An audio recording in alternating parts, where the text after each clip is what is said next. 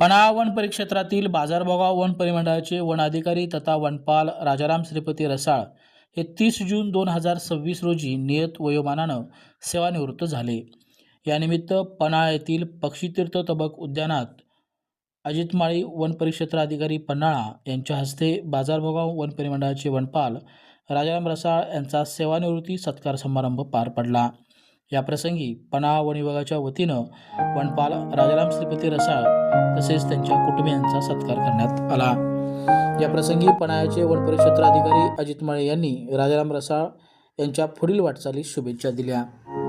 याप्रसंगी पन्हाळा वन परिक्षेत्र कार्यालयाचे लिपिक सुरेश शेदराव पाटील, पन्हाळा वन परिमंडळाचे वनपाल सागर रंगराव पताडे, मानवाड वन परिमंडळाच्या वनपाल रुपाली दयानंद बुचडे, शिराळा वन परिमंडळाचे वनपाल अतुल मगदूम, बाजारभोगाव वन परिमंडळाचे वनरक्षक अमित बाने, मच्छिंद्र नवाळी आदींनी मनोगत व्यक्त केलं. या समारंभास पन्हाळा वन क्षेत्रातील सर्व वनरक्षक आणि वनमजूर उपस्थित होते.